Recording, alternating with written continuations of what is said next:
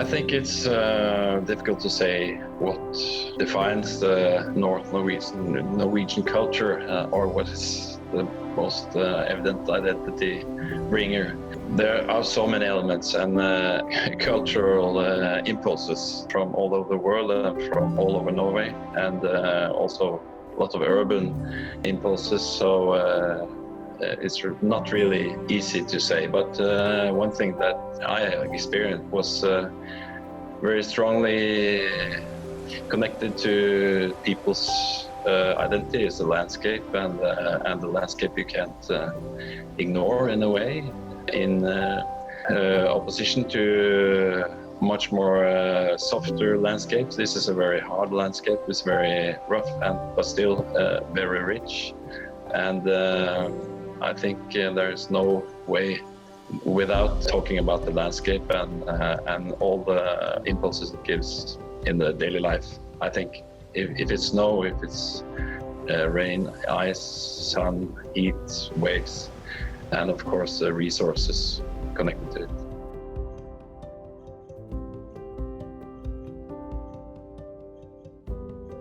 Concerning the building process, in the fundament of this, all the processes and all the solutions is a BREEAM certification system, which is a system that evaluates every choice that all the involved people make when designing this building and constructing it.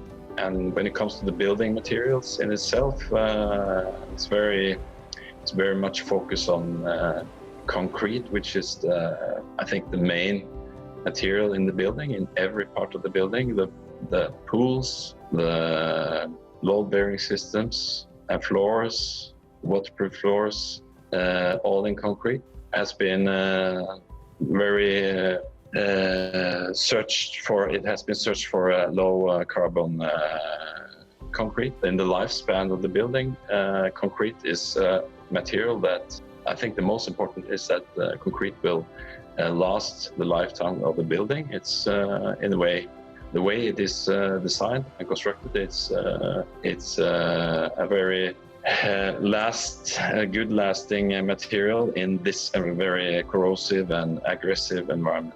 Concerning the facades, one ambition has been, I hope, is evident, to build up a kind of massivity, kind of heavy nature-like form, expressive form, or expressive variations in the way the facade expands and goes in.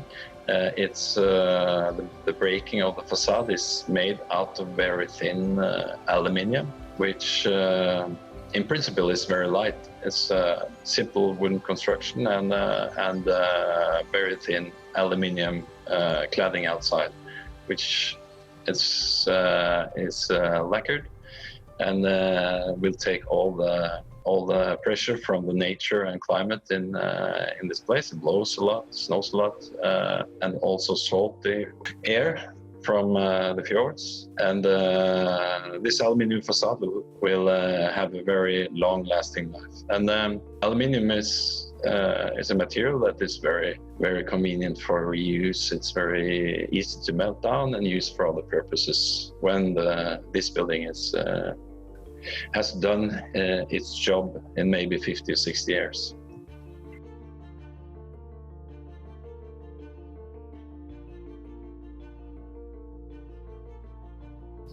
This facility is used by, I think, every thinkable user group in the society. It's all from competitors to families, children learning to swim, babies and mothers, fathers, newborns having their first dip, and elderly people with muscle problems or training up muscles. I think every thinkable user has some kind of interest in this project. The interaction between them is kind of difficult to talk about in the general sense, because some of the users, of course, want to be alone and has the need for privacy. whereas other users want to be seen. For instance, young people doing acrobatic dives. There's all the aspects of user interest, and the interaction between them is more. It's more kind of, we have designed it more like building that has the capacity for many different interactions and lack of interactions. So we have both the private places, we have the very public places, and the very active places, and very relaxing places, and the user groups fill them as a natural thing. That's my way of seeing it.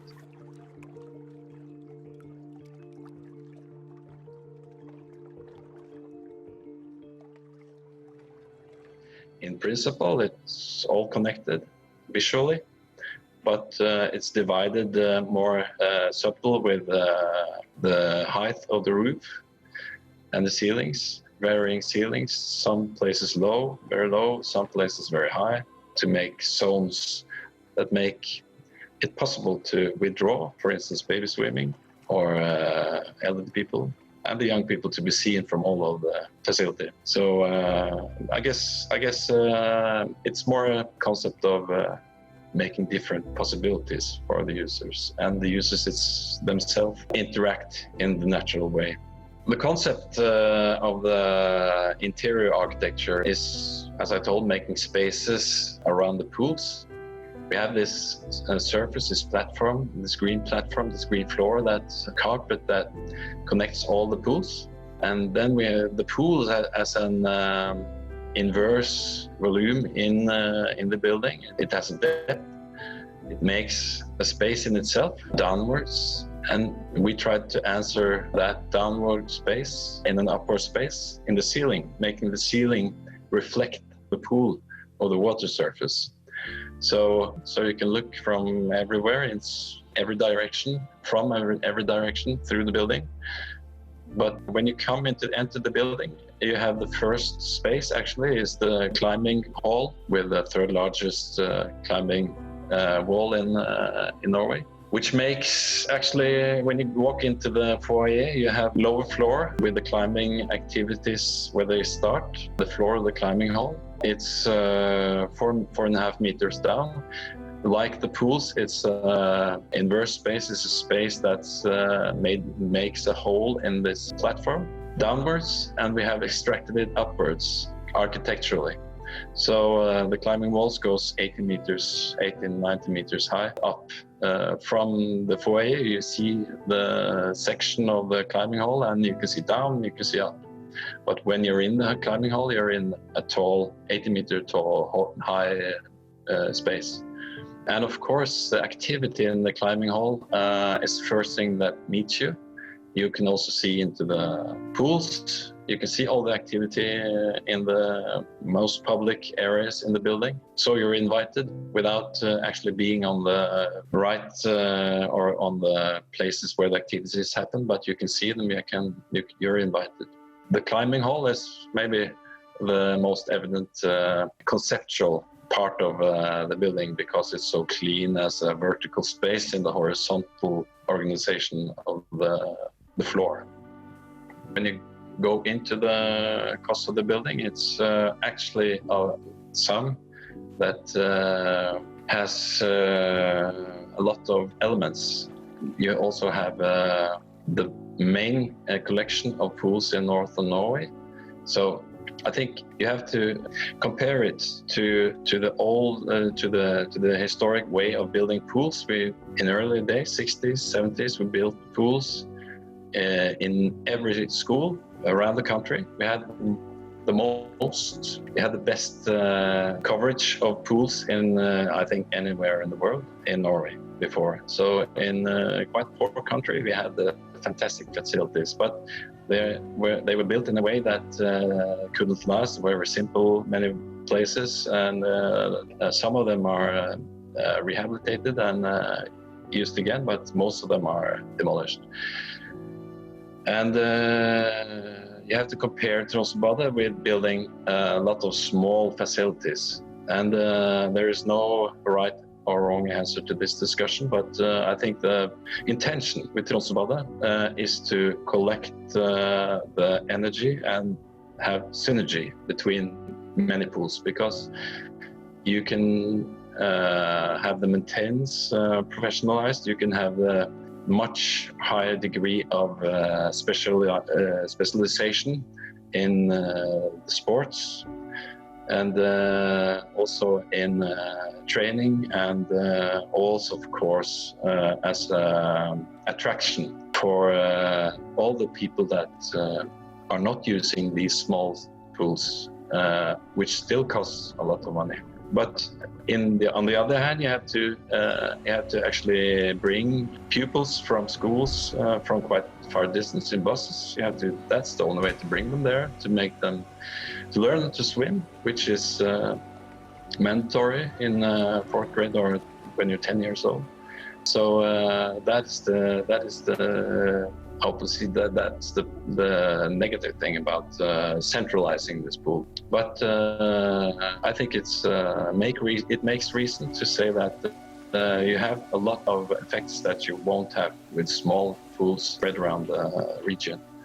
And when it comes to the costs, if you divide that in, I think each day until it had to lock down for maintenance and the corona, it was visited about 1,000 people every day paying to come in, and also people training or youngsters training, pupil learning to swim, elderly. If you take that in 60 years, maybe 50, 60 years, take the usage of all these people and divide it also in the region's population, it's not really that bad. And if you also take to account the effect of the health of and the well-being of all these people, and many people may have not been active otherwise if they didn't go to Tromsø. We see that people are more active than they elsewhere would be, because they don't have an offer that fits them or it's attractive. So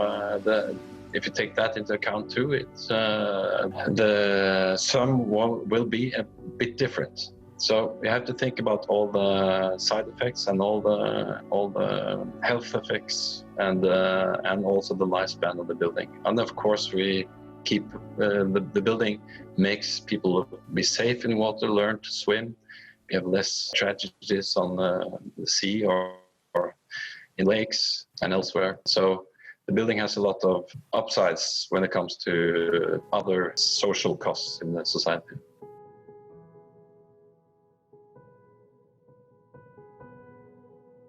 Just to say a little bit about the localization of the Tromsø. It was a long discussion in Tromsø that ended on Templeheimen, on top of the Tromsø island, right between the airport and the bridge to Kvaløya and Tromsø, the center of Tromsø, because that was the planned center of the sports facilities in Tromsø, and it's also close to the university actually. So. The plans and ideas for Templeheimen was quite large, and Tromsø was the first new project to be realized. So there's a lot to be said about the localization. It's also a lot of discussions, but when it ended there, it's on the top of the island. It has a fantastic view over Kvaløya and Kvaløysundet. So you're lifted up above the fjords surrounding fjords, and have a vast view and perspective over the mountains, surrounding mountains. So it's not close to the mountain, not close to the sea, but you have a fantastic panorama. And that, of course, had to be implemented in the building. So, as I mentioned earlier, the concept to make this floor, this elevated floor where all the pools were organized, was to keep the panorama from all parts of the building. So you can see through the building, you can see to the landscape, you can be everywhere in the building and have connection with the surrounding landscape, and of course the majestic mountains and fjords. So I think it's very striking the way the landscape comes into the building. When you swim or when you go outside in the outside pool, hanging on the, I think 5-6 meters above the ground, above mica and the skiers and ski arenas. The concept with this platform on the top of the island, with this green carpet you walk on between the pools, is one thing. We also have a reflection of that surface in the ceiling, which is made of cement, wood and cement, but it has preserved the wooden texture and the wooden color. So it gives the impression of wood, but still, of course, possible to have in a swimming facility. And together these give warmth, which we think is important in this quite harsh surroundings, the panoramic or the views over the mountains and this rough landscape. We try to create intimate atmospheres with warm colors and nature colors. When you go into swimming facilities, as I have been saying, there's a lot of different needs, but in what is common, or what is everyone experience, is that they take off the clothes and they expose themselves. They expose the skin and they expose the bodies to the surroundings. And I think it's a very important for us contrast to make with the landscape outside, to make it intimacy, to make a nice and warmer inner atmosphere in the building. And of course you can go also all the way into the grotta, which is maybe the most intimate part of the building, where you can't hear the sound of yourself.